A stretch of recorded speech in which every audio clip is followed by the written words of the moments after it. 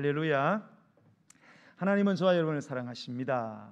우리 대면에서 우리 예배하시는 분들 환영하고요. 또 비대면으로 각 처소에서 예배하시는 모든 분들을 주님의 이름으로 환영합니다. 우리 각자 처한 자리에서 우리 서로 돌아보시면서 주의 이름으로 사랑합니다. 주의 이름으로 축복합니다. 환영합니다.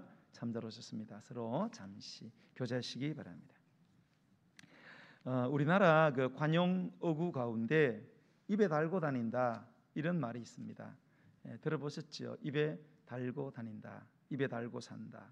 말이나 이야기 따위가 그 습관이 되어 갖고요, 계속 되풀이를 하거나 그 무의식적으로 자주 사용되어질 때 입에 달고 다닌다 이런 이야기를 합니다. 욕을 입에 달고 다닌다, 그죠? 못 살겠다는 말을 입에 달고 다닌다. 너는 죽겠다는 말을 입에 달고 다니는구나. 뭐 그렇게 주로 이 긍정적이고 희망적인 데보다는 부정적이고 비관적인데 좀 많이 사용되어지는 그런 관용 어구입니다. 사랑하는 여러분, 여러분들은 요즘 무슨 말을 입에 달고 다니십니까?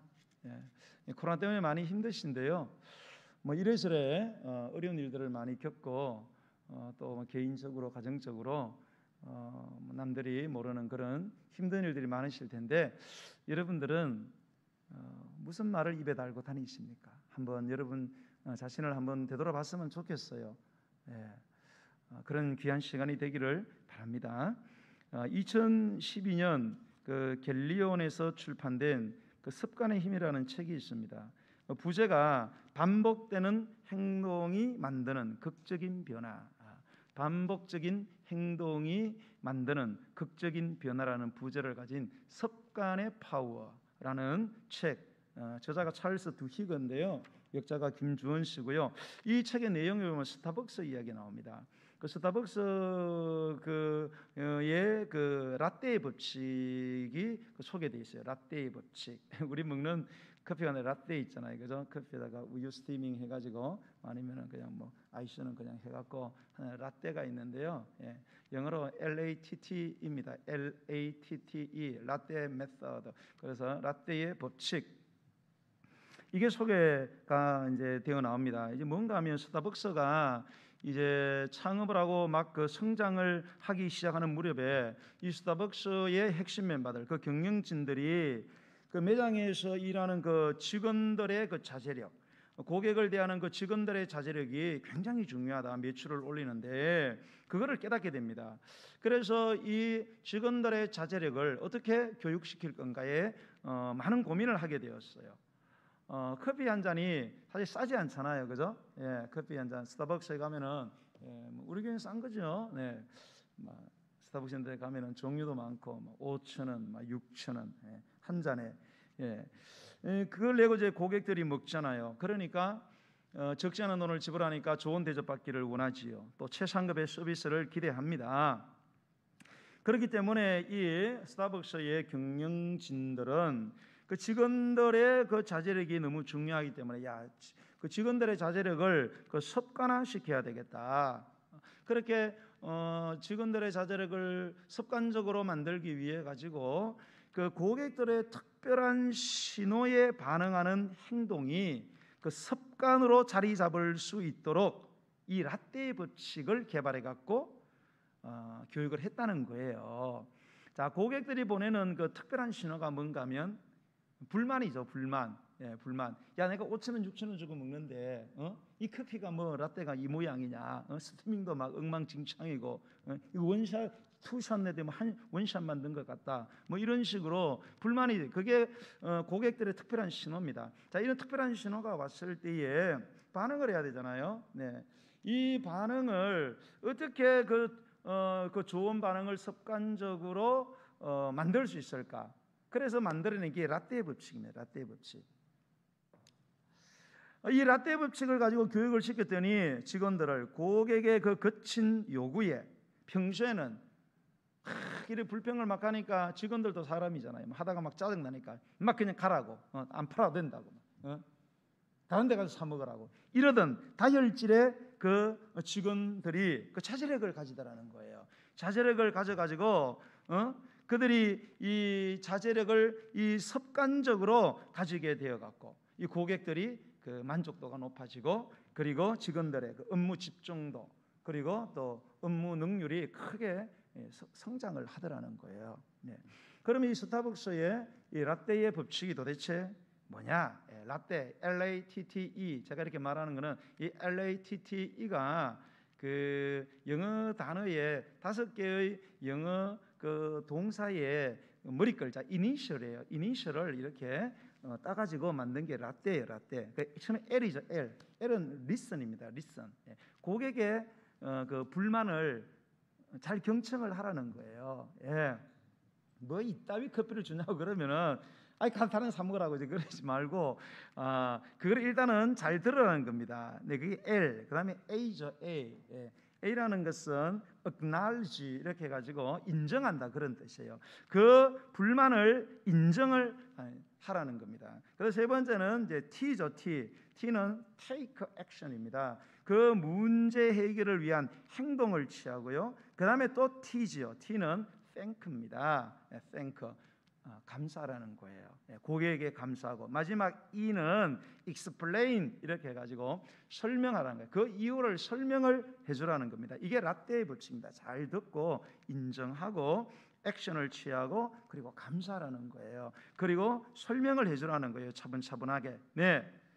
자, 그래서 이 라떼 법칙을 가지고 그 직원들에게 가상의 현실을 만들어 가지고 이거를 연습을 시켰습니다. 한두 번 시킨 게 아니고 막 수십 번, 수백 번을 연습을 시켜 가지고 입만 벌리면은 입만 벌리면은 이 라떼 법칙이 들어 가지고 그러세요. 네. 아유, 네. 아유, 감사합니다. 아유, 이건 사실은 뭐 이렇게 그냥 막 줄줄줄줄 나오도록 이 라떼 법칙이 그렇게 고도의 훈련을 시켰다는 거예요. 그렇게 훈련을 잘 받은 직원들하고 그리고 대충 받은 직원들하고 완전히 다르다는 거예요. 고객의 만족도 하고 이 매장의 매출이 완전히 다르더라는 거예요.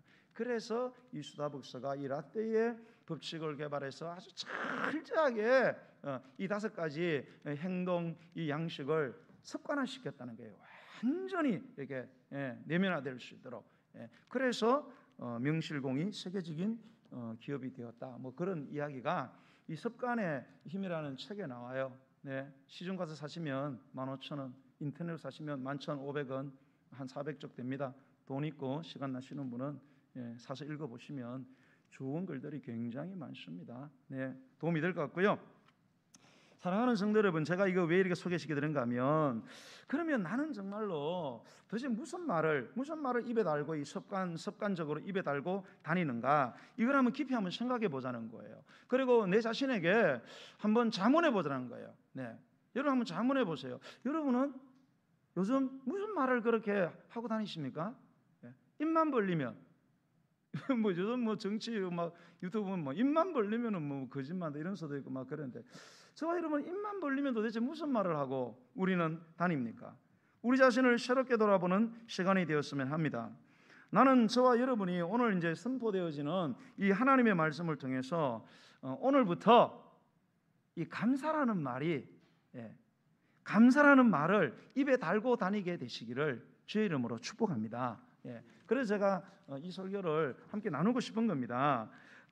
그래서 여러분 오늘부터 저와 여러분의 삶에 이 감사라는 말을 입에 달고 다님으로써 우리 안에 있는 이 절망이 희망으로 또 불통이 형통으로 또 저주가 축복으로 그렇게 극적으로 변하는 이 드라마틱한 이러한 놀라운 변화들이 저와 여러분 안에서 삶에서 또 우리 가정에서 일어나게 되기를 예수님의 이름으로 간절히 축복합니다.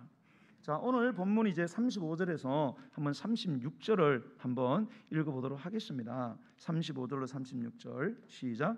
떡을 가져다가 모든 사람 앞에서 하나님께 축사하고 떼어 먹기를 시작하며 그들도 다 안심하고 받아 먹었다라는 이 말씀이 있어요. 자, 떡을 가져다가 모든 사람 앞에서 하나님께 축사는 축복 기도가 아니고 감사 기도입니다. 감사 기도. 네. 감사의 기도를 드렸다는 거예요. 자, 떡을 가져다가 하나님 앞에서 사람 앞에서 하나님께 감사를 했다. 당연히 먹을 때 감사해야지요. 네, 여러분 식사하실 때 감사하시죠? 예, 집에서 감사하시고 직장에서도 감사하시죠? 식당에서 감사하시나요? 예, 감사하시기 바랍니다. 네, 집에서도 하고 그런데 직장 가서는 좀 그러다가 식당 가서는 사람들이 많으니까 아예 감사 닦아치우고 그러지 마시고 감사하세요. 알았죠? 예, 가족끼리 가도 다른 사람 너무 의식하지 마시고요. 막 큰 소리로 그렇게 기도하면 혐오감을 주지만은 그러죠. 작은 여러분 감사기도 꼭 하시고 드세요. 알았죠? 얼마나 감사합니까? 못 먹고 굶어 죽는 사람이 지금 천지입니다, 여러분. 우리는 버리고 살잖아요. 뭐 이렇게 먹을 때 하나님께 감사한 것 당연한 거 아니겠느냐? 이렇게 우리가 생각할 수 있지만 오늘 이 본문에 나타난 상황을 우리가 이제 살펴볼 텐데요. 감사할 상황이 아닙니다, 여러분. 자, 오늘 이 글의 주인공 이제 바울이거든요. 바울이 살던 이제 그 당시에는 이제 이 기독교 복음을 전하는 것이 금지되어 있었어요. 네. 그래서 바울은 그런 때에 이 복음을 전하다가 체포가 되었어요. 죄인이 된 거죠. 네. 복음 전하는데 여러분 체포돼서 죄인 된다는 게 말이 됩니까? 죄인 아닌 죄인이죠. 자, 어쨌든 그렇게 죄인으로 다른 여러 죄수들과 함께 배를 타고 지금 로마로 호송되어 가고 있는 중이었어요. 자, 로마로 가려면은 이제 지중해를 지나야 되거든요. 지중해라는 거대한 바다를 지나야 되는데 그 한복판에 이르렀을 때 불행스럽게도 유라굴로라는 큰 태풍을 만나게 됩니다. 이 태풍으로 인해서 우리가 이 성경을 보면 14일 동안 2주간 동안 해와 달을 보지 못하고 그리고 별들도 보지 못하고 배는 표류하는 가운데 선장과 선원들 그리고 죄수를 지키는 군인 그리고 죄수들 전부 다 죽음 직전에 빠지는 형국에 처하게 되었습니다. 자, 모든 사람들이 이제 죽음을 직면했습니다. 어디에서? 바다 한가운데서. 바다 가보셨죠? 배 타고 항해 보셨어요? 네, 바다 이렇게 들여다보시면 어때요? 기분이 즐거우세요? 아랫도리가 후들후들 안 떨립니까? 예, 저는 뭐 동해 가고 이렇게 뭐 한 5m, 10m 되는 거 봐도 아랫도리가 후들후들 떨리더라고요. 네, 여러분 바다 한복판에 산은 제일 높아봤자 8,000m예요. 9,000m. 바다는 15,000m가 넘습니다. 빠지면 못 살아납니다. 자, 거기에서 지금 태풍을 만났습니다. 자, 이런 때에 모든 사람 앞에서 하나님께 감사하면서 사람들을 오히려 격려하고 있는 한 사람을 보게 됩니다. 그 사람이 누구냐? 바로 사도 바울입니다. 자, 오늘 우리가 읽었던 본문 그 앞쪽을 한번 보겠습니다. 22절에서 26절을 한번 보겠어요. 22절에서 한번 26절을 보겠습니다. 시작.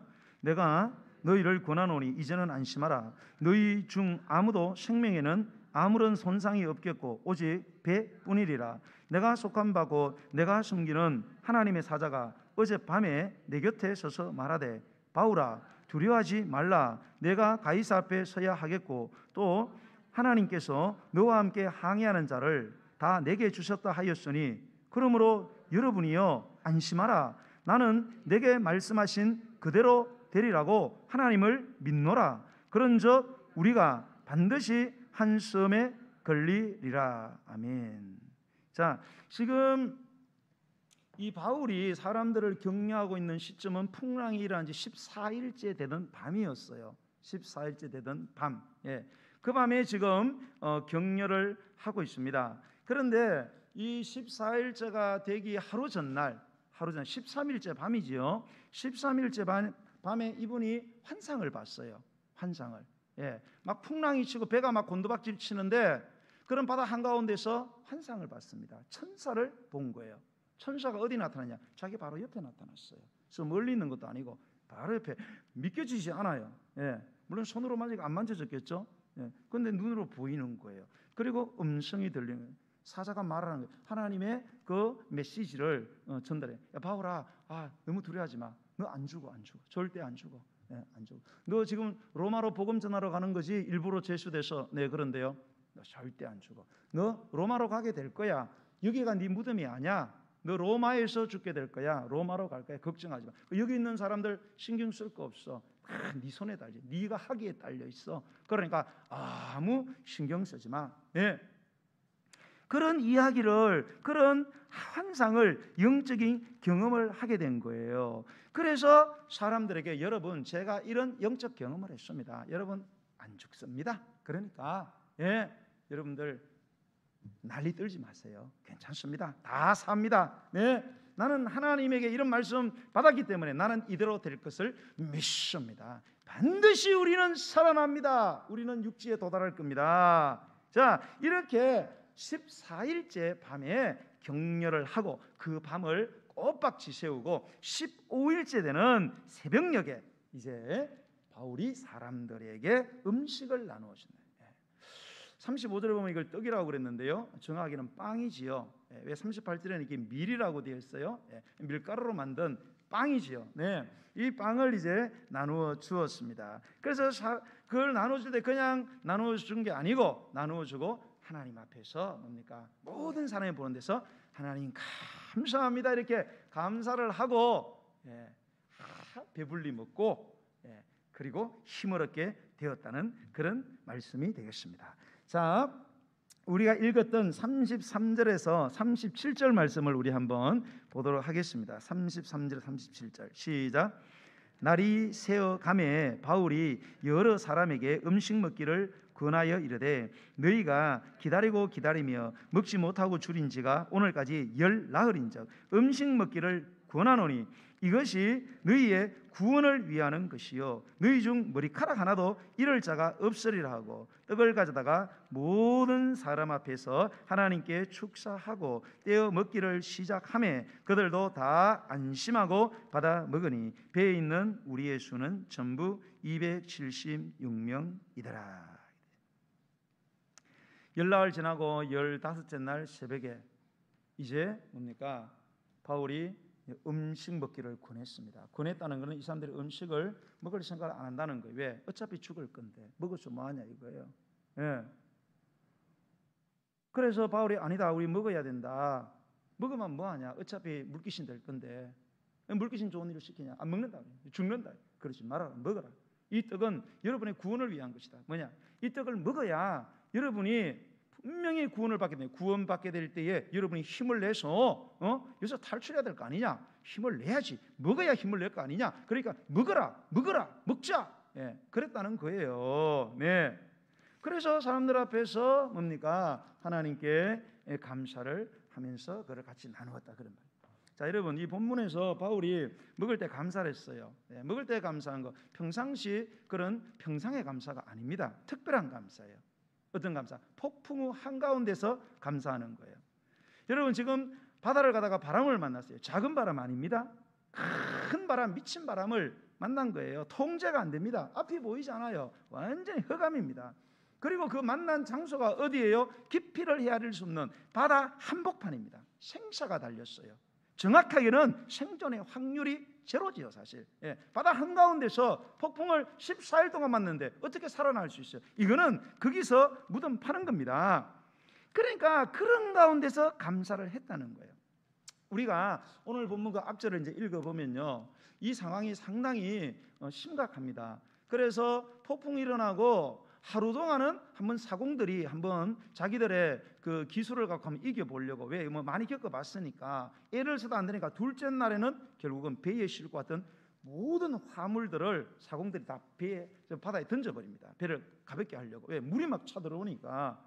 셋째 날에는 드디어 안 돼가지고 이 항해하는 데 필요한 이 항해 도구들 있잖아요. 항해 도구들을 다 그냥 바다에 던져버리게 됩니다. 먹을 것만 남겨두고. 그래도 문제 해결이 안 되는 거예요. 풍랑이 계속해서 14일 동안 계속되는 겁니다. 그러니 여러분 이 배 안에 타 있는 사람들, 여러분 한번 입장 바꿔놓고 여러분이 배 타고 가다가 지금 울릉도나 제주도 가다가 여러분 이런 상황을 만나서 생각해 보세요. 여러분 아마 뭐 전부 다 얼굴이 사색이 되어서 바들바들 다 떨 거예요. 그런 상황이 지금 되었다는 거예요. 무슨 말인가 하면 지금 이 형편이 전혀 감사할 수 있는 형편이 아니다 이 말입니다. 그 이야기를 하는 거예요. 어디에도 감사할 수 있는 조건이 없다는 게 완전히 절망적인 상황입니다. 사형 선고받은 상황이 되죠. 바울은 그래도 바울은 그 현장에서 하나님 앞에 감사했다는 거예요. 사람들 앞에서. 하나님을 향해서 감사했다는 거예요. 우리가 이걸 주목을 하셔야 됩니다, 여러분. 여러분, 우리가 살아가는 인생의 항로도 똑같습니다. 우리가 인생의 항로를 살아가다 보면은 누구에게나 얘기하지 못했던, 예기치 못했던 그런 폭풍우가 일어나는 때를 만나게 되지요. 개인적으로, 가정적으로, 뭐 직장적으로, 기업적으로, 건강적으로 그럴 수 있어요. 실패의 폭풍우 만나지요. 사고의 폭풍우, 누가 사고를 바라겠습니까? 질병의 폭풍우를 만납니다. 기업을 하시는 분들은 부도와 파산의 폭풍우를 만납니다. 감정적으로 배신과 억울함을 인한 절망의 폭풍우가 다가올 때가 있습니다. 여러분, 그리고 정신적으로, 심리적으로 우울증 오고 조울증 오고 불면증, 약간 먹으면 잠 못 자고 급기야는 발전해 갖고 이게 신경적 노료제가 돼 가지고 정신병 폭풍우를 만나 갖고 신경정신과 들락거리면서 약 먹어 보세요, 여러분. 하루 종일 정신이 몽롱하고 육체는 막 주저앉습니다. 이런 정말로 생각하기도 싫은, 생각만 해도 끔찍한 이런 폭풍우, 이 가운데는 그 겪어보신 분들 있을 거예요. 아마 지금도 겪고 계신 분들 있을 거예요. 요즘도 뭐 불면증 약 안 먹으면 못 자시는 분들 계시죠? 어떤 분들은요, 제가 막 이렇게 막 이게 막 이런 거 막 우울증 이런 거 심한 분들 막 옆에 사람 막 갑자기 막 때려 죽이고 싶대요. 확 올라와가지고, 막 옆에 망치하고 막 옆에 있는 사람을 막 때려 죽이고 싶다는 거예요. 그러지 말아라고. 왜 그러냐? 그러니까 자기 의지로 안 되는 거예요. 그래서 제가 그랬어요. 약을 드시라고. 약을 드세요. 약을 먹어야 됩니다. 그건 기도한다고 되는 문제가 아니, 약을 먹으면서 기도를 해야 돼요. 여러분, 우리가 이런 폭풍을 만나게 되죠. 자, 이런 인생의 폭풍을 만나면 우리는 도대체 어떻게 해야 됩니까? 어떻게 하는 것이 해답입니까? 어떻게 하는 게 여러분 우리가 잘하는 처사입니까? 자, 바울이 그런 상황을 맞이했어요. 자, 바울은 데살로니가전서 5장 18절에서 데살로니가 교인들에게 이런 말로 권면을 해요. 자, 여러분 성경을 보시면 사도행전 이 데살로니가 교회는요, 기록상으로 바울이 3주밖에 안 있었어요. 3주. 그런데 그들의 믿음이 엄청나게 자랐습니다. 오늘도 이제 보시면은 이들의 믿음이 어느 정도 자랐는지를 이제 알게 될 거예요. 너무 놀라운 일이죠. 3주 거기에 가서 전도하다가 유대인들에게 쫓겨나가지고 도망을 쳤는데, 기록상으로는 3주인데 제가 봐서는 3주는 아닐 것 같아요. 석 달은 최소한 있어야 그 정도 안 되겠나. 자, 그 데살로니가 전서 첫 번째 편지에서 데살로니가 교인들에게 이런 권면을 합니다. 뭐라고? 범사에 감사하라. 이렇게.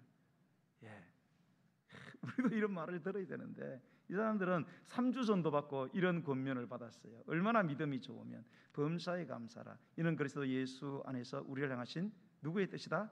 하나님의 뜻이다. 데살로니가 교인들아, 예수 믿은 지 얼마 안 됐는데 환난이 왔느냐? 예수 믿으면 축복받는다 했는데 환난이 왔느냐? 역경이 왔느냐? 이유가 뭔지 모르느냐? 알 필요도 없다. 알려고 하지 말고 인생의 역경을 만났으면 그냥 감사를 해라. 그게 하나님의 뜻이다. 그래야 해결된다. 아멘 하셨죠? 여러분, 고난의 이유를 알려고 하지 마세요. 머리만 복잡해지는 거예요. 여러분. 어차피 알려주면 알아서 더 골치 아픈 거예요. 여러분, 그냥 하나님께 감사하세요. 무조건 감사하세요. 우리는 무대 보러 가면 무대 보러 감사하세요. 그게 하나님의 뜻이라니. 하나님의 뜻이 뭐예요? 우리가 잘 되기를 원하는 거죠. 그래야 우리가 잘 된다는 거예요, 여러분. 바울은 그렇게 데살로니가 교인들에게 자기 입으로 하나님의 말씀으로 권면한 것을 자기의 삶 속에서 지금 실천하고 있다는 거예요.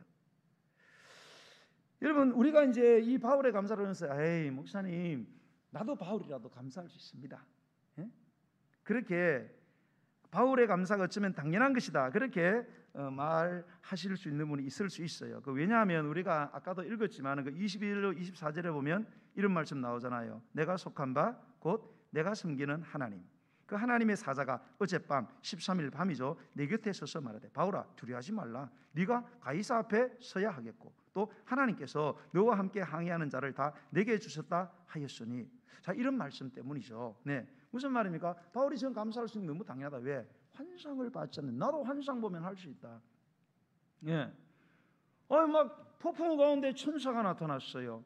그것도 막 바로 옆에 나타나가지고 막 이러면 폭풍이 나면 아무 소리가 안 들려야 되잖아요. 막 싱싱하게 막 고요한 가운데 막 음성이 쏙쏙 들어오는 거예요. 예. 여러분들 그 영적 경험을 하신 분들 계실 거예요. 정말로 막 위기나 너무 힘든 순간에 막 기도하면 막 눈을 떴는데도 이제 보이는 거죠. 이건 사람이 미쳐.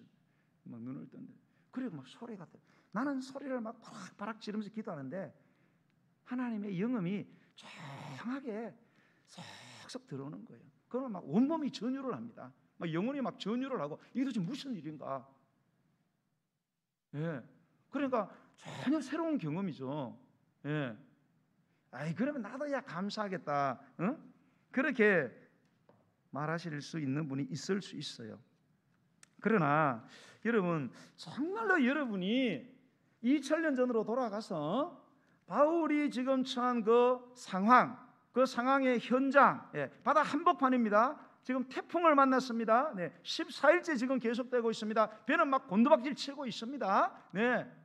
자, 그런 상황에 과연 우리는 바울처럼 감사할 수 있을까? 과연 감사가 나올까? 저는 아니라고 봐요. 저도 장담을 못 하겠고요. 물론 바울이 이거 14일 밤에 지금 막 지나고 이렇게 15일 날 이렇게 막 밤에 이제 14일 밤에 이렇게 하니까 아마 13일 밤에는 아마 감사할 수 있었을 거예요. 왜요? 그 막 환상을 보고 있으니까 막 그런 소리를 들으니까 그 저도 그땐 감사가 가능할 것 같아요. 네. 그러나 여러분 우리가 보통 그렇게 하나님의 음성을 듣고 폭풍우 가운데서 그 환상을 보게 되면 그 환상의 내용이 뭐예요? 야, 너 걱정하지 마. 안 죽어. 로마로 가게 될 거야. 저 사람들 다 네 때문에 살아. 신경 쓰지 마. 이런 소리가 막 생생히 들렸어요. 그런데 여러분 우리가 그런 환상을 보면 뭐를 기대하겠어요? 야, 이제 드디어 폭풍우가 이제 잠재워지겠구나. 수그러들겠구나. 이런 기대를 하겠죠. 그러나 1시간 지나고 2시간 지나고 10시간 지나고 20시간 지나도 꼼짝도 안 합니다. 계속 바람은 몰아치고 배는 곤두박질 치는 겁니다. 그러면 여러분 감사가 되겠어요? 그렇게 하루가 꼬박 지났습니다. 사람들은 목사님 나를 어떻게 보냐고. 나는 그래도 감사할 수 있다. 할렐루야. 네, 감사합니다. 네, 계속 그렇게 사세요.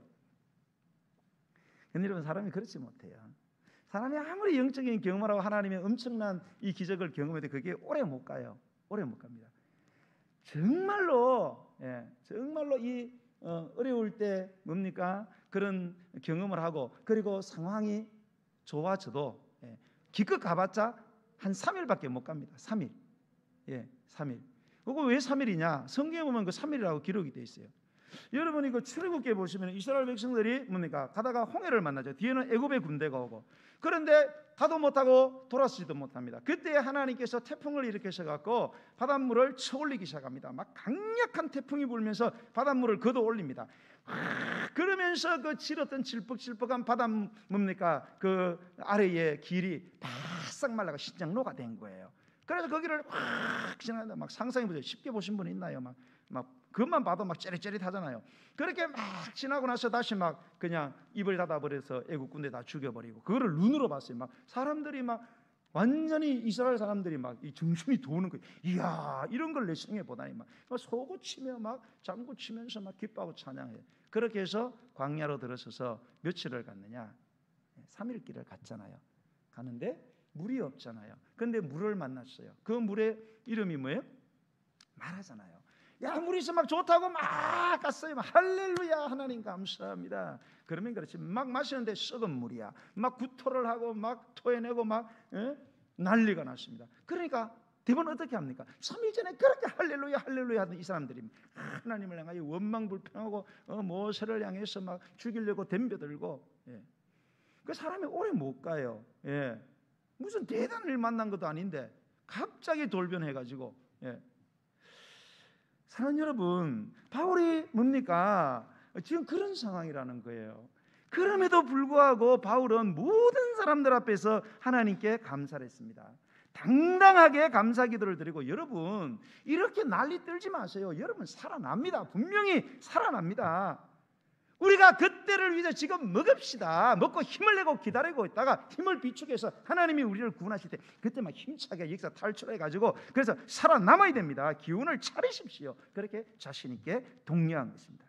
사랑하는 성도 여러분, 오늘 이 말씀을 이렇게 기록한 것은 우리도 이런 상황이 다가왔을 때에 이런 상황을 뛰어넘는 감사의 사람이 되기를 우리 하나님이 원하시기 때문이라는 거예요. 이것이 바로 하나님의 전능한 기적을 일으키는 참된 믿음의 증거라는 거예요. 뭐가? 감사가. 여러분, 감사는요 신앙생활에 굉장히 중요합니다. 여러분, 나 기도 많이 하고 성경 많이 하고 성경 공부 많이 하고 그런 거 별로 중요하지 않아요. 여러분, 어차피 성경 공부 많이 해도요 성경 속에 있는 진리의 10,000분의 1도 못 깨닫습니다. 하나님은 그렇게 놀라운 분이에요. 그래서 하나님 이름이 기묘자가 뭐예요? 이해 불가하다 그런 뜻이에요. beyond, 우리의 이해를 완전히 초월합니다. 아무리 공부 많이 해봐요 소용없어요. 하나님은 자기 마음대로 움직이십니다. 그러니까 여러분, 이 신앙생활 정말로 중요한 게 뭔가 알아야 돼요. 여러분, 그게 뭐냐? 감사라는 겁니다. 이 감사는 진짜 믿음의 시금석입니다. 내가 갖고 있는 믿음이 진짜냐 가짜냐, 내 믿음이 지금 살았냐 죽어가고 있냐 아니면 죽었냐, 이거를 판별하는 시금석, 그 기준이 뭐냐? 감사입니다. 꼭 기억하세요. 여러분, 감사의 측면에서 볼 때 세 부류의 믿음의 됨됨이가 있습니다. 첫 번째는 뭔가 하면 은혜를 받고 은혜를 잊어버리는 그런 믿음이 있어요. 당연히 감사 안 하겠죠. 감사를 모르는 그런 믿음이 있습니다. 이거를 배은망덕한 믿음이라. 여러분, 은혜를 받았어요.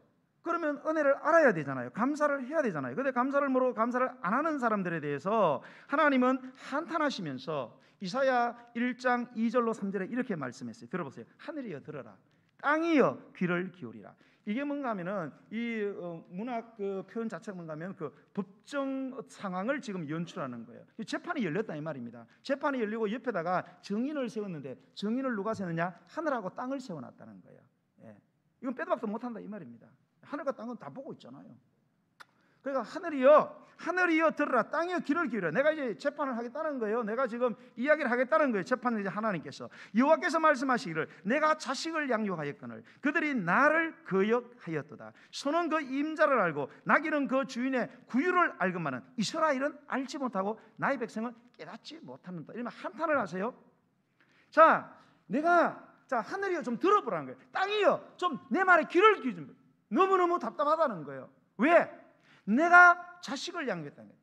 내가 이스라엘 백성들을 자식이라, 그래도 자식이라고 내가 양육했다 이 말입니다. 그 어감이 자식 같지 않은 자식인데도 택해갖고 구원해서 자식이라고 덩치고 골 다 빠지고 먹을 거 먹고 입을 거 안 입으면서 그렇게 키우고 그렇게 먹여줬거늘 그들이 나를 거역을 했다는 거예요. 거역을 했다는 거예요. 반항을 하더라는 거예요.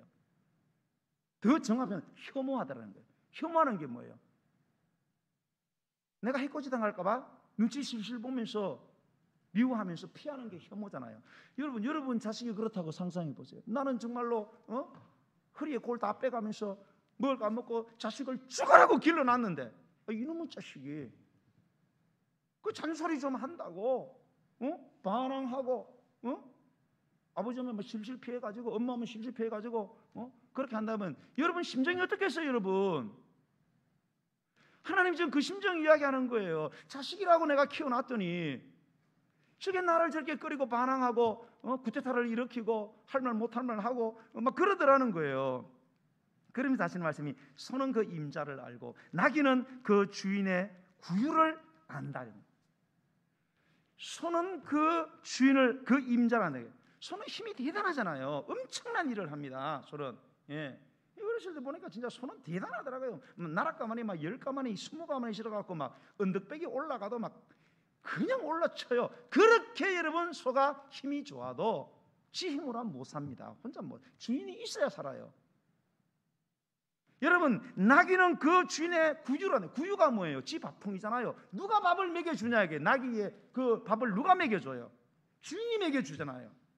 내가 주인덕으로 사는구나, 이걸 소도 알고 나귀도 안다는 거예요. 그런데 이스라엘 백성은, 하나님을 믿는 하나님의 백성은 그걸 모르더라는 거예요. 더 많이 은혜를 받았는데도 감사할 줄을 모르는 거예요. 그래서 여러분, 은혜를 모르는 믿음은요, 주인의 은혜를 알아보는 소나 나기만도 못한 믿음입니다. 그래서 좀 심한 표현을 쓰면 소나 나기가 뭐예요? 짐승이잖아요. 뭐만도 못한 믿음, 그게 은혜를 받고도 감사할 줄 모르는 그런 믿음의 사람을 일컫는 겁니다. 두 번째는 은혜를 알긴 알아요. 그런데 감사를 해요. 그런데 아주 얄팍한 감사를 하는 그런 믿음이 있습니다. 무슨 믿음입니까? 이거는 맑은 날은 감사합니다. 그런데 흐린 날 오면은 막 짜증내고 막 불평을 하는 거예요. 건강하면 할렐루야, 병 걸리면은 놀렐루야, 막 원망.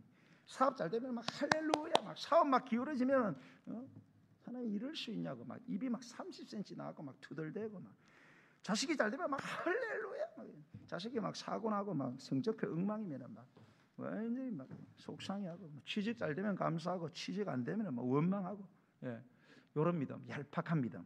얄팍하다는 게 뭐예요? 속이 흔하게 들여다보인다, 그런 뜻 아니에요?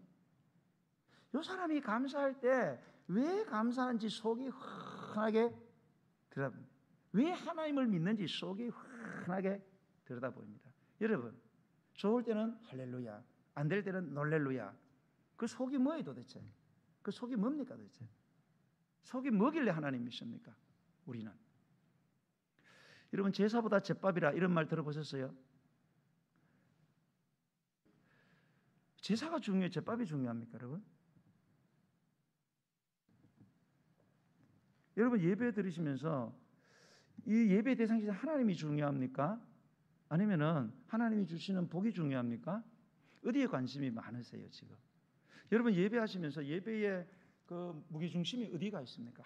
내가 막 오늘 막 하나님께 영광 올려드려, 일주일 동안 살은 것만도 기적이다, 할렐루야, 막 너무 지금 막 병원에 누워 있는 사람도 많고 병원 뒷문으로 중환자실에 실려나가는 사람도 많은데 나는 멀쩡해 그러나서 예배 드리냐, 할렐루야, 막 하나님 영광 받, 이런 마음으로 예배를 드리는지, 오늘 또 무슨 복을 받나, 오늘 목사님 오늘 또 설교 얼마나 잘하나 한번 보자, 한번 은혜가 되나 안 되나 보자. 여러분은 관심이 어디 계세요?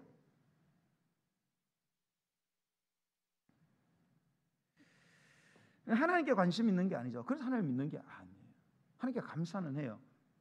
그런데 하나님 주시는 복이 나한테 더 중요한 거예요. 이거를 기복주의 신앙 이렇게 합니다. 기복 신앙은 괜찮습니다. 하나님 복 받는.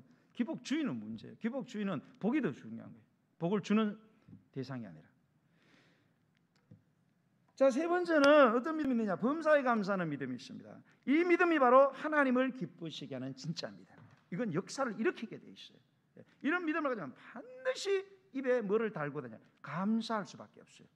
감사는 이게 말이 입에서 달려 나옵니다. 입만 벌리면 감사해요. 입만 벌리면 거짓말하는 게 아니고 입만 벌리면 감사해요. 여러분, 진짜 믿음의 열매와 증거는 감사입니다. 꼭 기억을 하셔요, 여러분. 성경에 에녹의 믿음이 기록되어 있어요. 에녹의 믿음. 에녹의 믿음이 뭡니까? 하나님을 기쁘시게 하는 믿음이었습니다.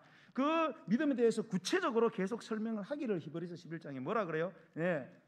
에녹이 어떤 믿음을 가졌길래 하나님이 기뻤느냐? 그는 하나님이 계심을 믿었어요. 하나님이 계신 것과 그가 자기를 찾는 자들에게 상 주시는 이심을 그는 확고하게 믿었다는 거예요.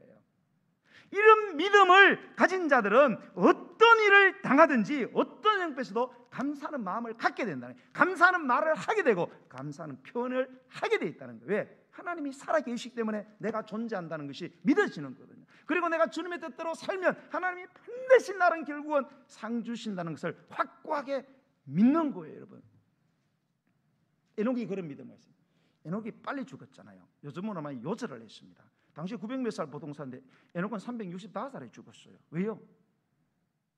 에녹이 살던 시대는 유다서를 보면은 너무너무 악한 시대였어요. 경건하지 않은 사람들이 너무너무 많은 시대. 그래서 에녹은 너무 심령이 많이 상했습니다. 그래서 빨리 하나님의 심판이 도래했으면 좋겠다. 그래서 막 심판하는 것을 환상으로 보고 막 그랬어요. 그래서 그가 너무 하나님을 기뻐하는 뜻대로 살아가다 너무너무 힘드니까 하나님이 데려가 버렸어요. 365살에 다 900몇 살 사는데 하나님이 너무 그냥 에녹만 보면 너무 기쁜 거예요. 마음에 쏙 드니까 야, 세상 있지 말고만 내 나라 와서 빨리 같이 살자. 그리고 확 데려가 버린 거예요. 여러분, 천국 가는 게 일찍 좀 천국 가시더라도 너무 슬퍼하지 마세요. 아멘 좀 하세요. 좀 빨리 가시더라도요 너무 슬퍼져. 하나님이 나를 너무 기뻐해서 빨리 데려가는구나. 그리고 여러분 기뻐하시기 바랍니다. 네, 여러분 꼭 기억하세요. 우리가 이 진정으로 살아있는 믿음의 증거는 감사입니다. 여러분 교회 안에서 누가 믿음이 좋은 사람입니까? 기도 오래 하는 사람요? 성경 많이 읽은 사람? 제자훈련 많이 받은 사람? 봉사 많이 한 사람? 아닙니다. 여러분 그게 절대로 여러분 비중이 없다거나 불필요한 말 아니에요. 절대 오해하지 마셔요. 여러분 제가 이렇게 설교한다고 목사님은 뭐 기도하는 것도 그렇고 성경 읽는 제자훈련 훈련하는 거 내가 열심히 하는 거 다 깎아 먹는구나. 절대 그런 뜻이 아니에요. 여러분 그런 거 다 중요해요. 그러나 그것이 믿음의 시금석은 아니에요. 여러분 진짜로 내 믿음이 살아있는 믿음이 하나님 기뻐하시는 믿음이라면 감사가 있어야 된다는 거예요. 감사를 많이 하는 사람, 그 사람의 입을 보세요. 그 사람이 무슨 말을 하는가. 여러분 내 입을 보세요. 남의 입 보지 말고. 설교 들으면 꼭 그래. 목사님 벌써 김건사님 생각이 나네. 24님 그래 맞아 24님 그러지 말고 여러분 설교는 나한테 적용시키세요. 남들 생각하지 말고. 그러나 또 한편은 나한테 너무 적용시키지 마세요. 저것도 내들으라고 하는 소리 이렇게도 생각하지 마세요. 여러분 나한테 적용시키되 나한테 적용시키지 마세요. 설교를 잘 들으셔야 됩니다. 여러분 감사를 많이 하는 사람이 믿음이 좋은, 꼭 기억하세요. 여러분 감사를 많이 하는 사람이 믿음이 좋은 사람. 그래서 제가 그랬잖아요. 기도도 제일 아름다운 기도는 중보 기도고 제일 성숙한 기도는 뭐예요? 감사 기도를 하는 사람입니다. 중보 기도가 왜 아름다워요? 사랑하지 않고는 다른 사람을 위해서 기도하지 못합니다. 왜 성숙해요? 성숙하지 않고는 뭐예요? 감사할 수가 없어요. 어린애들 보세요. 감사하는 거 봤어요? 절대 감사 안 합니다. 어린애들 훈련 시켜도 안 해요. 안 시켜도 원망불평하죠. 배고프다고 지 엄마 죽어가면서 밥 먹여줘도 어머니 감사합니다. 어떻게 죽어가면서 내 밥을 챙깁니까? 그거는 애가 아니에요. 영적으로 성숙한 사람은 반드시 감사하게 되죠. 여러분 한번 잘 내 자신을 잡으세요. 이런 말씀이 거울이라 그랬잖아요. 잘 말씀 비춰보세요. 내가 도대체 무슨 말을 입에 달고 다니나. 여러분 이런 감사, 정말로 살아있는 믿음을 가지고 하는 감사는 깊이 있고 성경의 기록대로 성경의 약속대로 하나님의 놀라운 이 상주심을 일으키고 만드는 사실을 여러분이 믿으셔도 됩니다.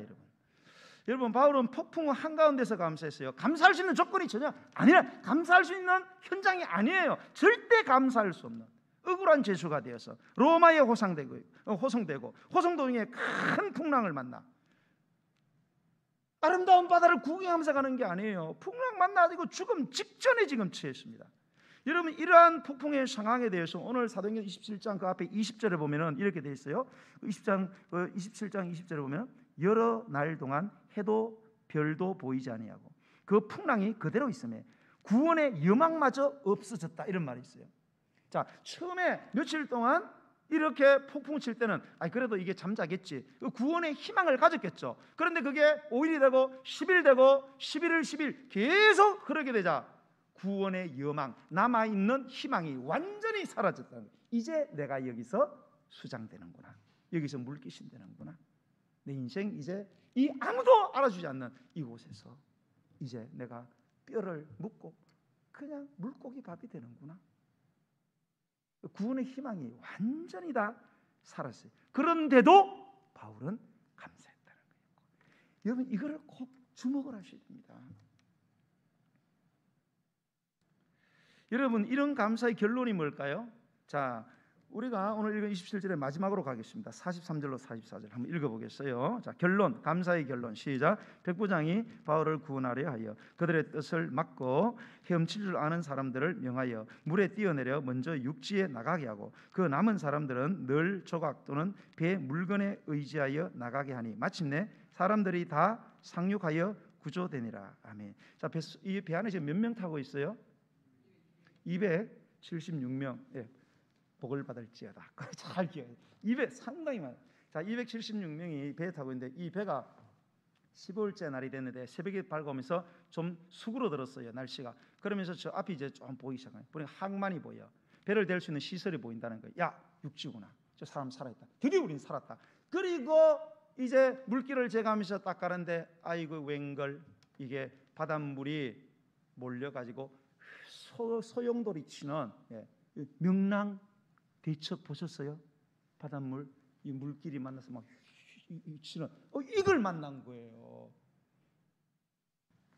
바다는 얕아지는데 이게 막 소용돌이를 치는 마지막 관문을 만난 거예요. 그 배가 가다가 이게 이 배 앞부분이 그게 모래 언덕에 꽉 박혀버린 거예요. 그 더 이상 전진을 못해. 그런데 막 소용돌이를 쳐. 그러니까 배 뒤편이 막 깨지기 시작하는 거예요. 배가 막 깨지면서 침몰해 들어오는 거예요. 야, 이거 다 죽게 되었죠. 이제 건너가 보지도 못하고 다 죽게 된 거예요. 그래서 그때에 뭐라고 이제 명령을 하느냐? 여러분, 수영하실 수 있는 분 손 드세요. 그 손을 드는 거예요. 예, 별로 많지 않았겠죠. 여러분, 뛰어내리세요. 뛰어내려서 헤엄쳐서 육지로 가세요. 그다음에 그 외에는 헤엄 못 치시죠? 네, 못 쳐요. 그래요. 그러면은 지금 배가 깨졌으니까 배 조각 지금 막 떠돌아다니죠. 뛰어내려서 배 조각 잡으세요. 뭐 물건을 하나 잡고 뛰어내려서 이 소용돌이를 빠져나가야 삽니다. 지금 뛰어내리세요. 그래서 몇 명이? 276명이 뛰어내렸습니다. 그래서 육지에 도달했는데 몇 명이 도달했어요? 몇 명이? 276명이 전부 다 상륙을 했다는 거예요. 실감이 안 나시는 표정이 역력해. 제가 아는 목사님이요, 해병대 출신입니다. 봐도 해병대야. 우리 정 집사님은 좀 날씬한 해병대인데 그분은 막 덩치가 많은데 딱 봐도 해병대야. 뭐 잡는 해병대? 귀신 잡는 해병대. 바다에 있잖아요. 바다가 무섭지 않아. 그 이 목사님 결혼 2번 했어요. 왜냐하면 사모님이 먼저 사모님이 죽었어요. 왜요? 이렇게 그 강에 갔다가 이 소용돌이 치는데 그거 만나 그거 잘못 들어가가지고 거기에 빠져갖고 사모님이 사망을 했어요. 그래서 사모님이 그 어떻게 잘못하고 그 막 소용돌이 치는 그 물에 빠졌는데 목사님이 본 거예요. 목사님이 뭐라고요? 해병대 뛰어들어 안 뛰어들었겠어요? 그대로 뛰어들었죠. 예.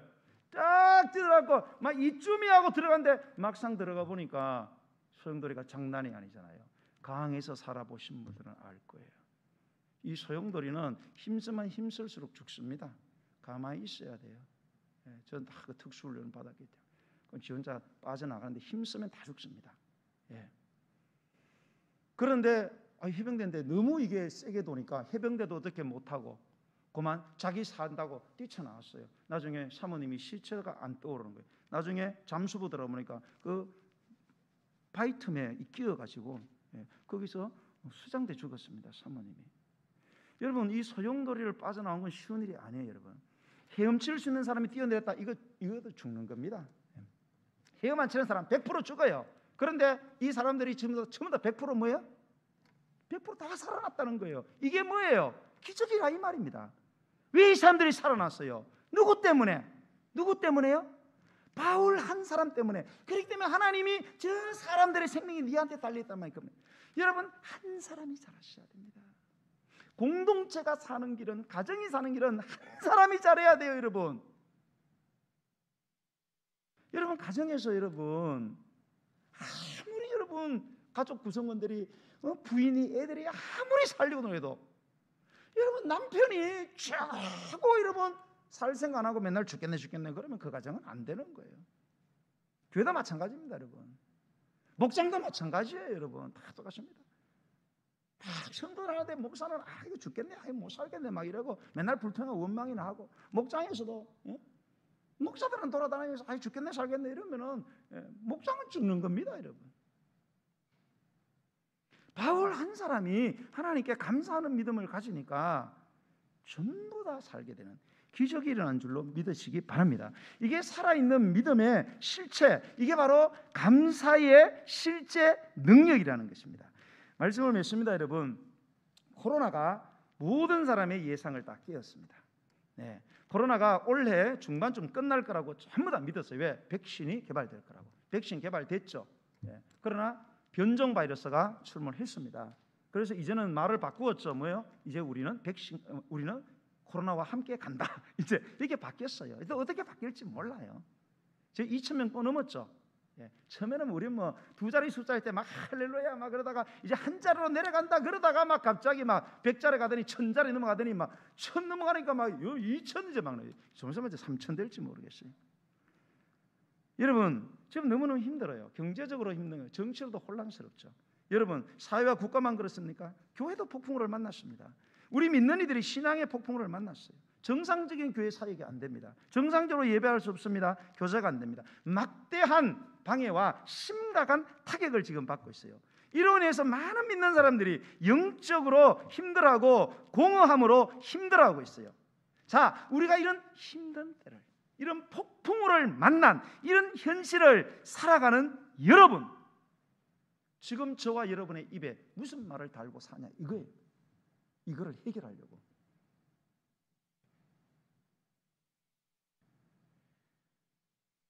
로마서 8장 28절에 보면 우리가 알거니와 하나님을 사랑하는 자 곧 그의 뜻대로 부르심을 입은 자들에게는 모든 것이 합력하여 선을 이룬다 라는 말씀.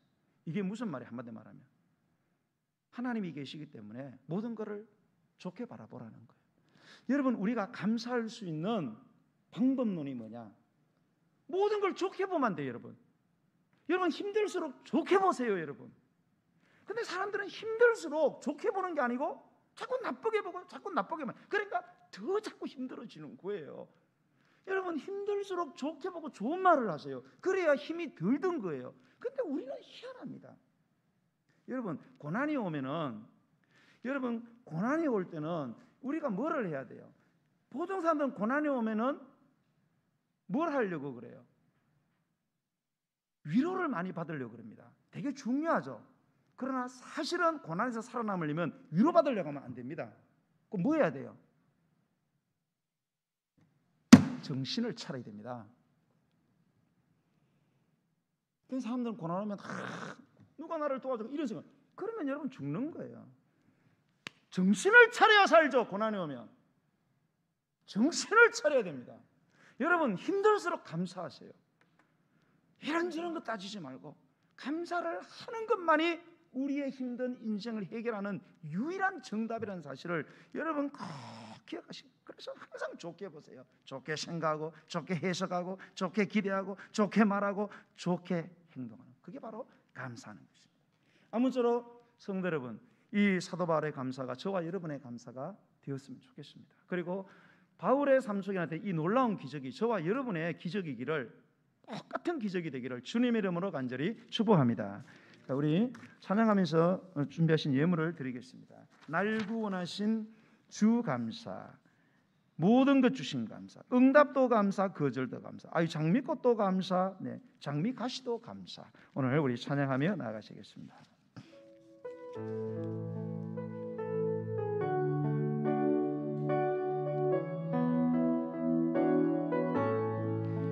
날 구원하신 주 감사, 모든 것 주심 감사, 지난 추억 인해 감사, 주의 곁에 계시네, 향기로운 봄철의 감사, 외로운 가을 날 감사, 사라진 눈물도 감사, 나의 영혼 평안에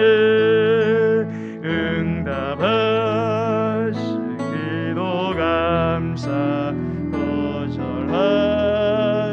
것 감사, 헤쳐나온 풍랑 감사, 모든 것 채우시네, 아픔과 기쁨도 감사, 절망적 외로 감사, 청량도 다른의 감사, 크신 사랑 감사해,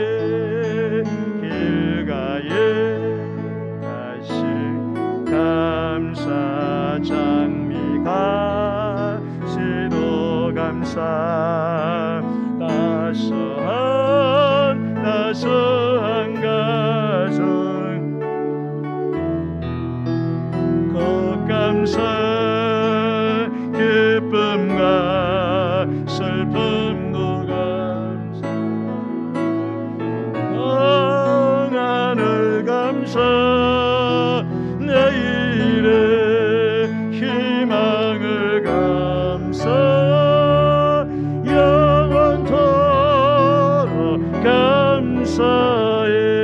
영원토록 감사해 영원토록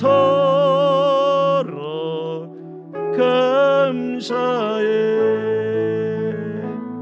우리 시간이 좀 지났지만 우리 좀 짧게 기도했으면 좋겠어요. 여러분, 우리가 감사하는 것을 습관화시키지 않는 이상은 고난에서 절대 우리가 벗어날 수 없습니다. 고난은 여러분 절대 사라지지 않습니다. 고난은 이기고 정복하는 것이지 여러분 고난을 떨쳐버릴 수는 없습니다. 여러분, 고난을 떨치는 유일한 방법은 감사하는 길 외에는 다른 방법이 없습니다. 범사에 감사해야 됩니다. 힘들수록 감사하세요. 힘들수록 정신을 차려야 됩니다.